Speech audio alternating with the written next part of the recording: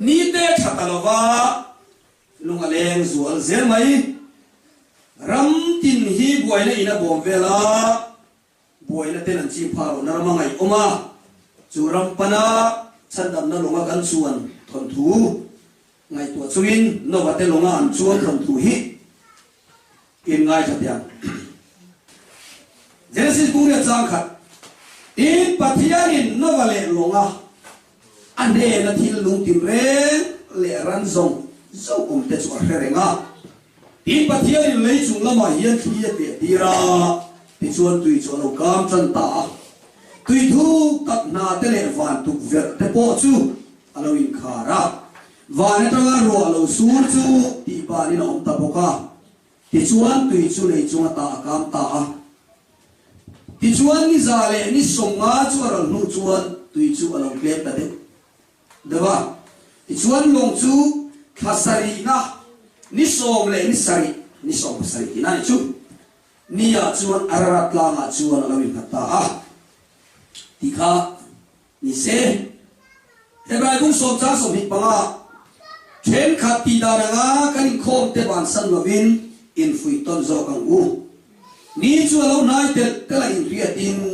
in fui ton na sale zo so ro u alo nai to em o ti hingai to ila nai to kan ti lo ma lo mi kan in fui angai em ani kan mai se thuri na hin lo na tur ni pom ta ta ku tu diam tu chu arin un si a cha so bi pathum kan du boga tin mangai le thil chatia in chok thau tu rin in ngai tu to na ku ti poi ko thana sir tham umari mangai le thil cha ti mang hianin in dor to na u ti na ni chu chu ko phan chak na tu ra min cha ni om takina la le te heta hebrai zia ka thau khan bung som pakhat akhan chang saria rin na in no chu thil lo la lang lo te kong thua pathian sel lo omin pathian chi de ina chung te san tam nan lo ma tua chu chuan in khoge chu thiam lo a chan tir ta rin na wa la fel na om chu ro chung tu alo ni poka tiang ka sia tal pan ma mi som sa ko se amen khoya bo mi la kan chuan na long amun khata wa nge a chunga hian kan limani lal ba fna ra se ni sila ka chong chai lai ka ri lo kan chu aron dinga kan nuya lungai kan ni lo ve lim kan ni ya za om lo le ti tak lo kan ni lo ve ti tak chuin kan nuya ti tak chuin kan limani zo ka Sam number sa som nile baru kariyon ron langfang. Vaga talpan sayon saltante arwai kirle lai khan mumangamang tu te kan niya. Jadi lai chuan kan ka chu nui inakha atiani lan pa fino se. An nui na sale mai sayon na sachungin. Juba chon ke ka la te nui te mi ka tu ki ma ri mi room de kan ni ka nui thai faklo fa.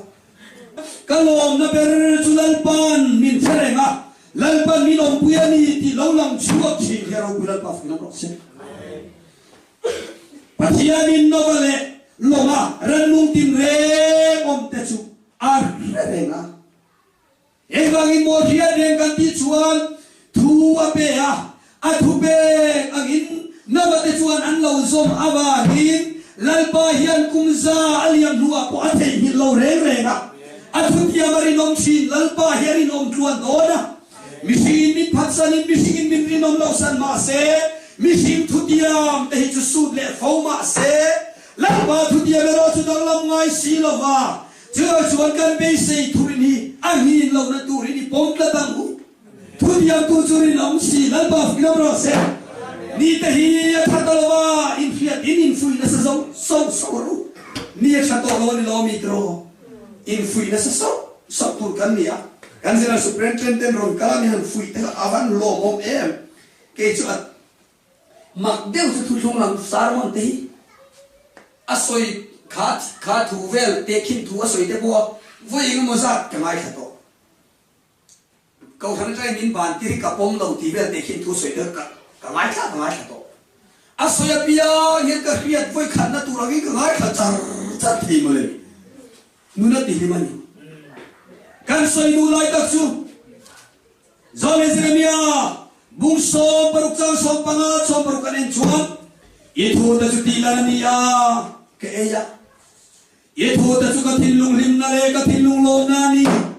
o sipai hotel al pai min kan puta sila ba kino ko se lalpa min putu te ta na chuan sipai hotel al pa min putan chuan lalpa thui kan thin lung lom na kan thin lung lim na bera lo ni chiang lu tu ka lim na le lo na dang te han char mai la mo khai e ti na ma ni lo mobile phone thar kan ne ya he ti ni chuan phone nei chabera ka cham pian do lo thlat mai min ngai san lo pala hong thlat mai ka tia ai zo ka kalma sa bari phone thazo kan tu kan I kha ka cha po wau ni lo mak ve deu ni la smart deu kan om hi chuan min lo zam fe tu ti man ni ma ni lo mai lo mo oi om deu kan om phone kan ken chang ka kha lo tha ve do ni kan ria kan ti bai me ni chu phone thar kan ya ka lim khop ma hetiang za phone ni hetiang man za ti ka dam chum iti ka le thing ne atau ne ro atau ne lo ni infal passport te phone man chan ve ka chu ni tho ni hetiang hieng ting e ka lo nei ve mai le ka khoi ya ma se hu ne lo kala phone kalom na le engani ka khoi ren tho ma se ka lim na phone tha ka ne ba na smartphone lai ka ne ba na ka lim na kha om to chung lo re eng ma om lo mặc lu tu cho chon thil dang nang pon ro se lalpa thu be zom lalpa thu thunga om athurwa le athusia ti te o ya von reng hi lalpa lom na tui na chuan ya chu tui na chu kang ve ngai ro lalpa na ro se ni te hi thalo te la kan rin na ko nga hi kan fui so so nga ya hei hi ani khovel hiangam na chu kan rin na hi mi thiang rin tenan lo ti ani lalpa ro se chua za ina hian alung le kha ka ti lung le kha zo wi kar soi vak du ri ma ti lalpa ti chu an tiang e nawate din mun tu ri kan zu ngai tu thina long an tu na kong hi ka ngai tu a hi pathian in novale long an he thi lung tin reng ran zong zong om te chu a fre re ga pathian sia reng ni ru da tu ri ka ngai tu ani chu di ro chuan pathian sia reng ni tu re ro chuan long tu ka long chunga om mangai kan chen na khovel hi boy na tui pui fonten a chi ma nawate hun lai tui pui lian ang khan evan lian thang hunga ma lian en yai mi la poi nawadam lai yang in kan chen na ram hi ong neng na le sualin khat zauta na rong bo tu thung faten boy na tui pui fon vel gar zam no vin la tu thui pong zel udi lo phwani chudia chuan kan chen na khobeli boy na tui pui fon in min nang vela min chim vela Manipur po tu na kan salen ri ana kin lockdown ano tile mai theya curfew an tile mai the ai zola tuna po pastor seminar nei turan tia kan cha pe me mai zola kan mangdon tia kan nei lo mai the silenga sual zel ti te ni le to red zone an tia ai zola veng tam tak red zone an tile to pamalo maten voina hampe sen vek lang pamalo maten ron WhatsApp an ron post kamwa mi som rugle pakwa ngot thi ven khata po omicron amani covid positive an mu bel le a chudi re chuan kan oma khowele kha pa nga chan chin thari ngai kha chiang ngai mi zo base collection an ti ang chi in do thu thang in do tu thu le ra thom chan chin collect tu te news post upload thi ngai kha ngai Russia le America NATO anang ti ang chi zong European ram Russia le Ukraine in ti boy tu rawa khovel tu na boy sia le America in thona lian theyang ber mangin Ukraine lama ra tho ma thon lut rui ram da in thon lut boka China in Russia supporta voi nga do kana anin beto a rem na an zonga rem na pala yan tirama senin rem theilowa anin do tak nia la tu na hian khovel hi an mang ang me kani kan lam lai te hian tu na hian khovel sarkar huai tu ta chu lu hai na no mani chú bằng chúa ni te chúa lâu nai te lai xia ta vàng in phui na sau sau aom xia chú chát nam na longa kan lu to ru le min ya kong ka khar ni he lâu nai to tui lâu lên ni râu re na ni he nai to a oi tu lâu tu ten boral na ni buai na tui phone lâu lên ni nai to chú bằng chúa in phui na sau sau ru min ti ya chú buai na tui pui chúa lâu lên huna lal pa hiền reng kan ni the na tu na ta na chuan long tu tu kan ni ngai hallelujah long tu tu mai lo vin long chunga o mangai ni aran lo o me chu long chuenge kan ti chuna toy zogin pathian le na wa in kara thu thung ani thu thung chunga o mangai chu long chuan ko khan lalpa che na thu thung om na ko khan hian tira chu chuan zai na hian chu long chunga om lalpa ko khan chunga om ta chu boy na tui pui for hi lo lian zel ma sala hasiam tuin Khovel boy le shamna noi chein kan le ngangiram makian lal ba finan rose tu ye lo sang se la ma se long chon lo chim sang se lo ni a chu long tu te long chu ngom te din mun ani zaina yan chu long chu kan lo nei ve kan wa nei e ma hun liam to man la ye lo ka long thing fa thing manga atuk ang khan tuk tu rin min ti to lo wa Hei ta long min pe chu lan pai so minga sima so ngai ta man baptisma kan chan hini ti chiang takin kan lo mu wa Peter le ka tot phana bung thum chang som ni tha kan chia kha kan mu khamale soi no na van wom mana long siam chung song a pathian do the nei na ma lai khan oi du lo wa chu lo ma chon mi tlem te mi pariati na tu ya chang da minan om chu mi an pui baptisma choni suamin tu na chan dam chu lal ba finam ro se long an pui chan dam na man ruwa long an pui baptisma ati kakani long chu thu thung ani si chuan novale pathian in kara long chu thu thung ani si chuan tun huna an pui baptisma po chu thu thung ani chu lal ba finam ro se Chu lali suati senira ti heta hebrai bungkua chang som paria ichiar chuan thuthung masa po ti sen telo nan ti het lo aom sia chu thuthung nung ber po ituna kan ma me po hi ti sen manga ti ni ani a thuthung masa te churan ti sen mai nan ti heta thuthung nung ke ni ho ta thuthung ro chu beram no mel hem lo le soi sel bo Chatuan parem nalal di saron sang lali suat senge ya he thu thomi ti mi alo ni lan pa fe ro se so mi ya bang chol ni efsi bung kha chang saria chuan a khongai na nga ang zia ze kan suat te ngai dam na choti lan pa fe ro se a thi sen chua ka bangin suat te ngai dam na kan hu ati thi sen chu suat ngai dam na ni ti na sia re lo at kan chiar age Thi sen apa ngina ma chuan kan tlan na kan nei ani thi sen apa ngin tlan na kan mu a khoi na nga siang zela kan bo sian na te ngai tam na chulan ba fi ro se simula in suan ngai tam na dir ko te bung ni cha som tu parieta ngai tam na ti lo mo repent and be baptized every one of you in the name of Jesus Christ for remission of your sins For remission of your sins, ani awang yan kovel yan asoy buhay tayo. Tuy baptisma sa liswa ngay daw na nilaw ron tituma sa mo Bible yan ring veni chuan repent and be baptized every one of you in the name of Jesus Christ for remission of your sins. Simula isuha ngay daw na tingin ni Sukrista ni baptisma sang sengro. Chuan zay na yan.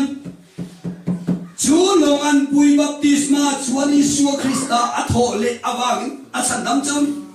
taksabol noin silfai na rimota nilawa siale khar hian na mga pathian lam nani tilan pa filrose Isu ang baptisma kan chani kan nun kan kharau at siya kha kan siat na hian tunalan pa Isu ka du ka khange thu karinge itakan yatiya lamba kan va ko na kan va ko nani hallelujah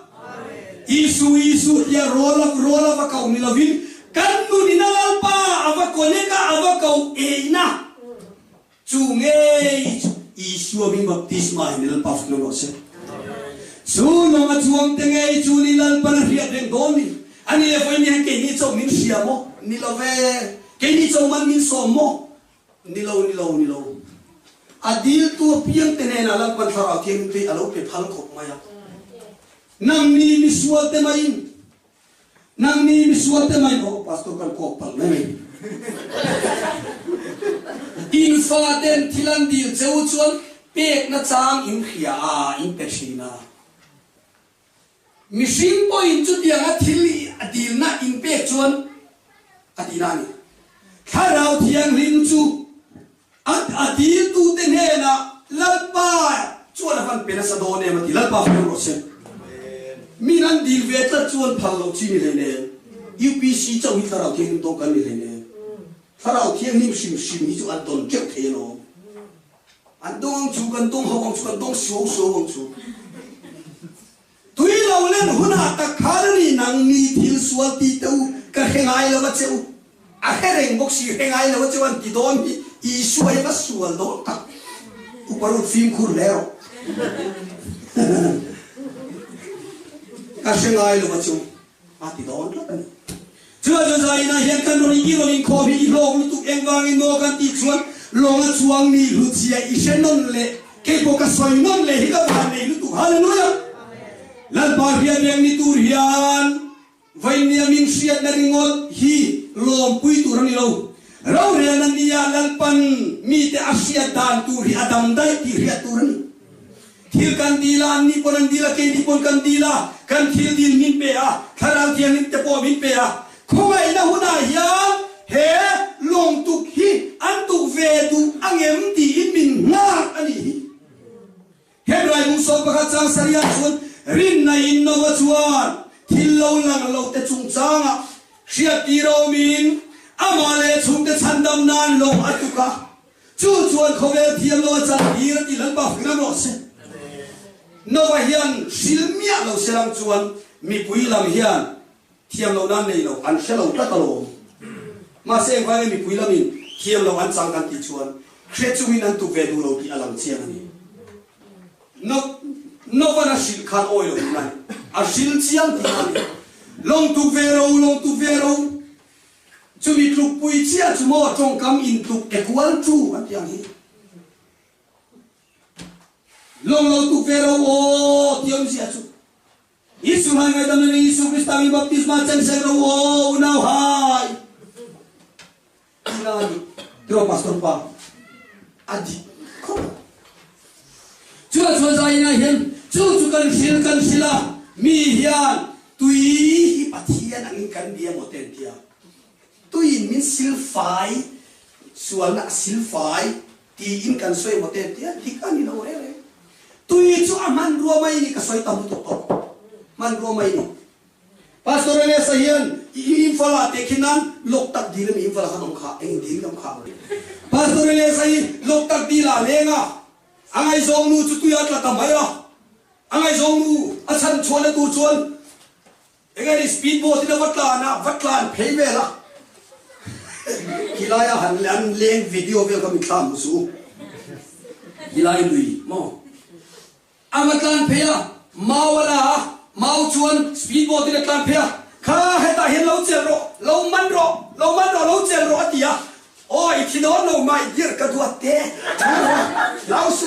achang tu pa ka lo kale tia avakai chuaka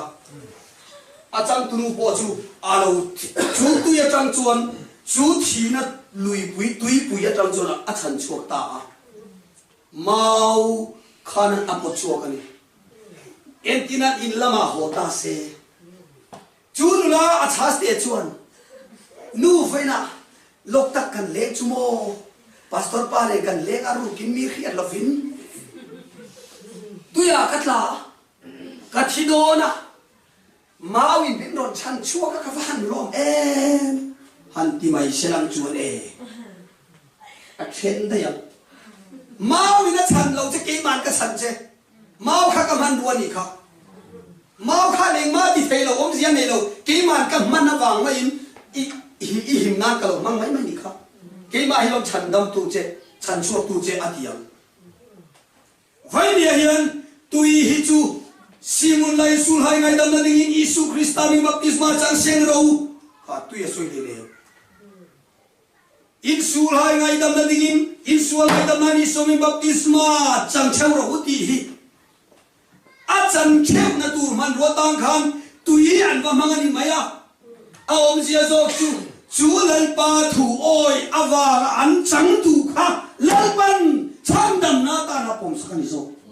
lal baf ki ro se sual ngai dam tu min chan dam tu su i sualo aman ro chu tu hi ni maya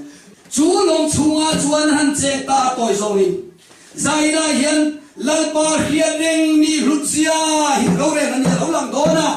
mal so kan don te tharau thiang kan chan ringot te hi lalpai min sia lalpai min kan lalpai min chan dam ti in mi tam ta kan kha mong ani ni ma sela long tuk ve du le long tuk lo hi chuan in ang don lo ani ti hi bible ta kan huwa tui lo len nia kandang lam dona lalpar hian le hian lo kandang lam ni hi voina ani lo ro le na nia hian chatu na dang lam na khen do ni zo lalpa fi lo se chu ga chuan long i tu kani chuan mo i tra zeu zeu la ya long i tu kani chuan mo mi nan nui zat anga ya long i tu kani chuan mo tu ve tu rin mi te i so ma thu lang no wa hian min na in lo nga tu ka mi te ne na tu ve tu ina soma ma se an oi du lova khovel chuan thiam lo an changani ma se ani ro chuan a tuk char sara e khai moi puya pa lo tuk ve ro sang te pa long chu lo tuk ve te an lo tuk ngat an ni chung kwa chuan mi dang ro chuan ege mo kan tu kang tu ya la lian le ne a oi om lo lu tu tui lo lian hunata na chandam nan long iti ma a chul kher lo antia chul kher lo ti mangin tui chunga an lut ta ani kha mishing ngai da an tangin an pom thelo chuwang chuan long tu khi a kho har thak ti ka soi du ni long tu khi a kho thak kan piwai din la te u ma jana khan mi pakhatin palai karon tir donati ekini ekatiang kumezan ngai ni kum som pakwa kum ni kan ngai zong to min ne du si ma se pathian tu thung ka kan san don chuan adikin ka hesi lo ka chen thei bok si lo atia ma em maya chulai karil ruam chu chen lo tu ras fui tur chakani lo ba chen tir tur chakani ke chu Pentecost rong bo tu kan ya wangin he thu thung rong bo na hian kan tra angai kan mi tui te ta kangai na turin kan in sirti rangai liam turin kan in sirti rangai dam na ram kan ma mo na san chu he ta hian kan liam don lo he ta hian kan na don lo thu thung wanga na te an dam don thu thung wanga zat te khilama khinan nui don thu thung wanga musi to te khilama khinan lim don ni oh no wala hiyo no ringa ta tuk man kum sang khat le zakwa le som le pal om lo bia la tang to kha ala tuk char mai ni ain tuk putar thak mai ni anang ti thina in shalawani tuk ve mai te wa ma se khovelin an oi du lawani an khuwa wan har don ne an khuwa har don ni mi ang nan ngai don ni a kan no pan lain luya kan che dona kami khala omreng chi class 4 kan ni lain luya kan che dona kan che tene kan tan phe thei hai ku nga ma thei hai ku nga chon thei hai ta kha an lo masa chuti lai chuan thei hai kan lo so chuan kan singa lian ber pa kha he damsa lokal ve suna kha UPC kan kom pelo UPC kan kom ngai lo horo intia kangoi ri a yen zak de horo kan kom pelo che mintia zak de ka ho ani hamate semate zafeta te unau hi chia nan nei ba karing lo ababula le khazira lo ve lo class kal te lo ve lo aba hau hian ni tin hian far thing le far nai ve ringot poi pui mai kha an om khurum rum reng mai don nia an wahan mo le ma se mana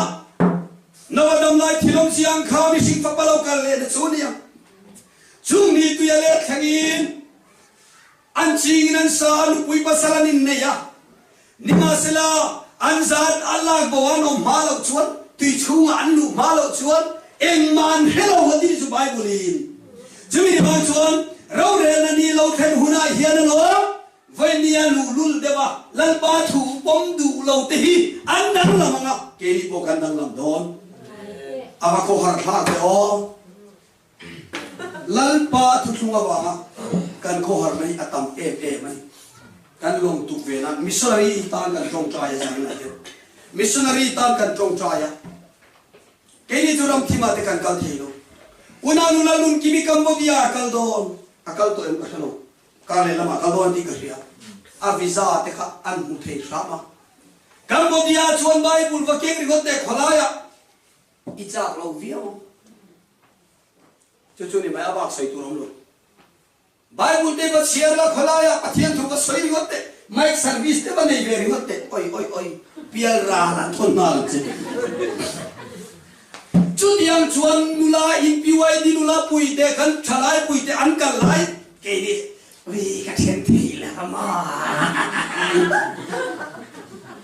ka ngi ye me ba ni ka hol tu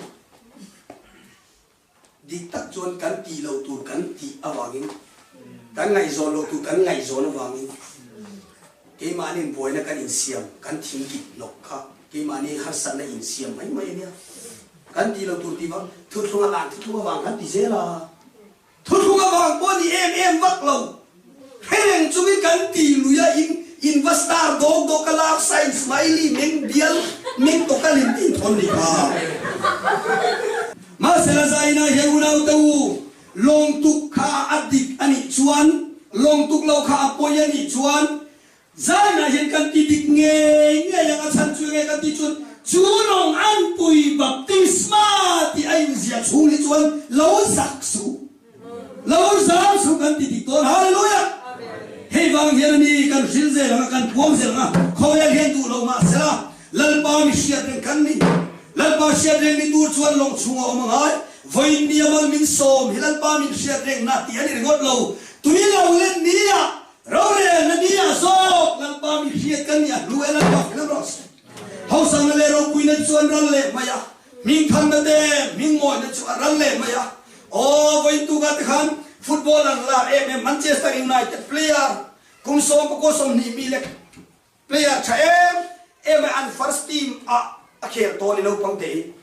chung ta chu ala Mizoram football fans ponan tu khovel nan tu ma se a chen boy lo wangin a contract a sponsor anti to vegatu nai khovel huwa pinan mual phole tak nai ni khovel huwa pinan mual phole tak maya zel lu turin police nan lata leilal chu theng le an ro pui na te an zainan boral lang sipai huai le a to khenga rinoma ding te chuani an doralan ne hun chuanin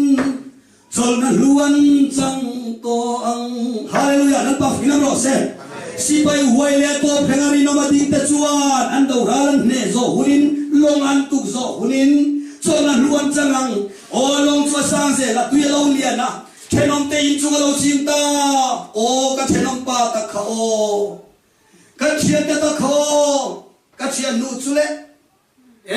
sang puya nu chu moya nu chu o tui noya om ta ti kha an ngai to hi ka ring dewa ma se an ngai to lo waniang a chunga hian nawate an lungai thuai in zia reng lo wa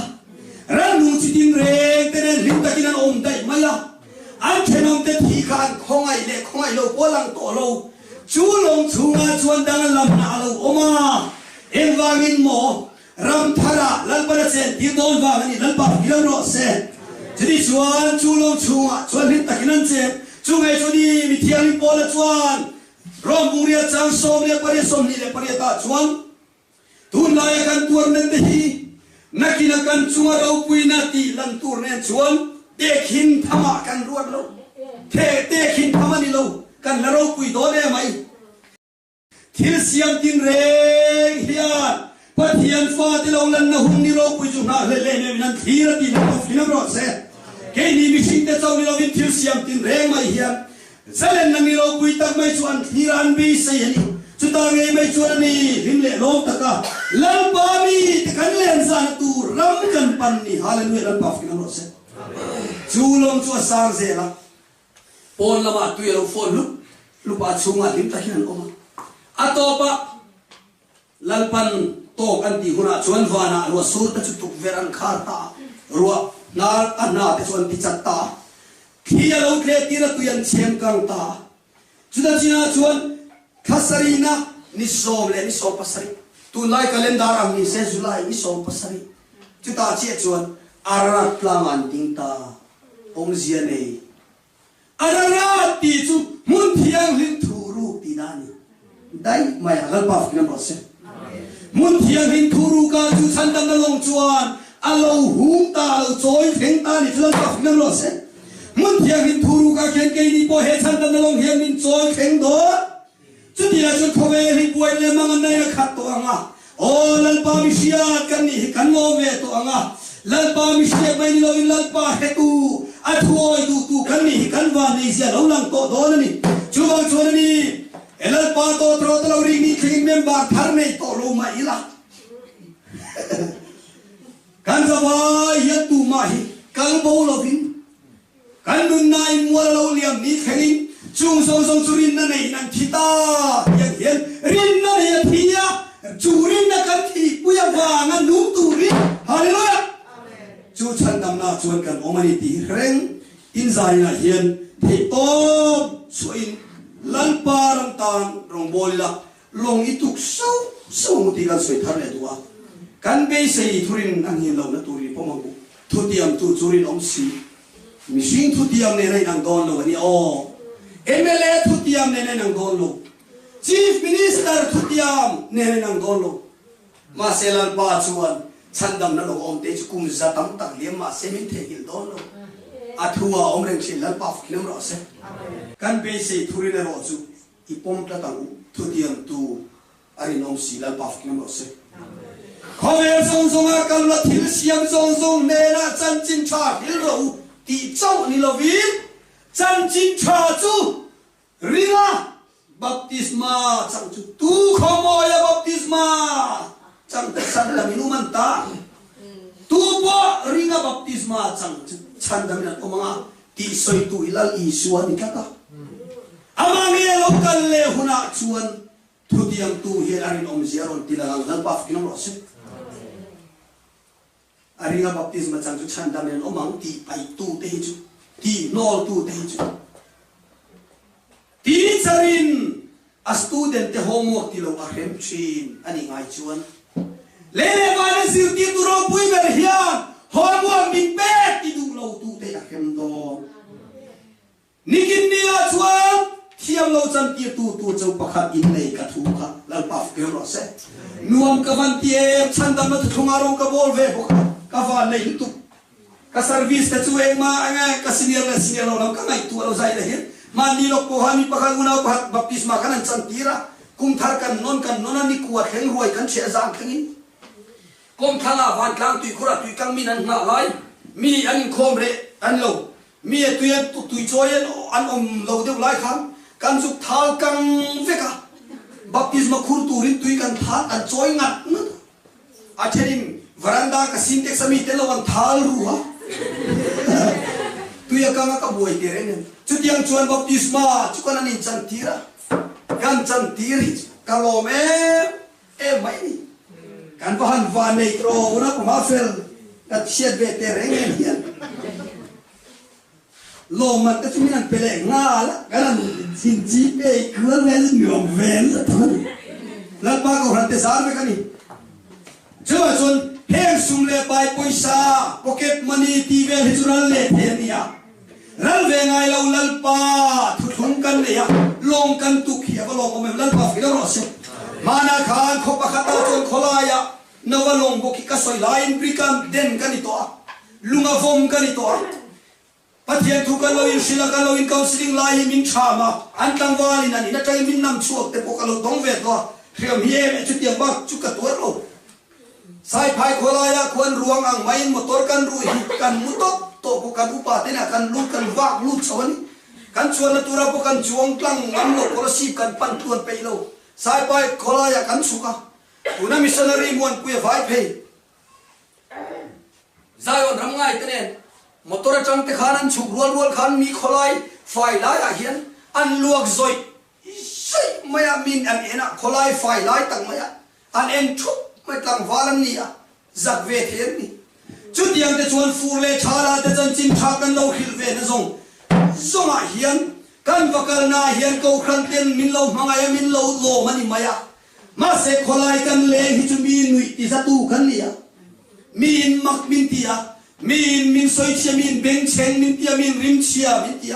มินอันฟาเตกันบัพติสอันลาวมินกันฟาเตอันฟาเตกันจงเขียนเราใจอาเตอันลามอันลาวอันนี้ชุดยังชวนควาตะเขียนองชินมาอิลาเกนียาอิลลปนาเขียนเตกันนี่ลงชูมากันออกมาฮาเลลูยาชูเกาขันอาชันนำนั่นลงชวนกันชวนบางอีกันลงเขียนรำเขียนมาปันเมกาอาราบหุ่นเทียนถูรุกกันละช่วงกายโดนนี่ที่กระงินลิมตะกินกันลงนี่เราคุยสุดเทียริละทุกอย่างตัวรินอมวางินเก็บตะกินที่ละกันลงอีบอลังทุกันสวยลันปันมันมีสองสักโอเซอาเมน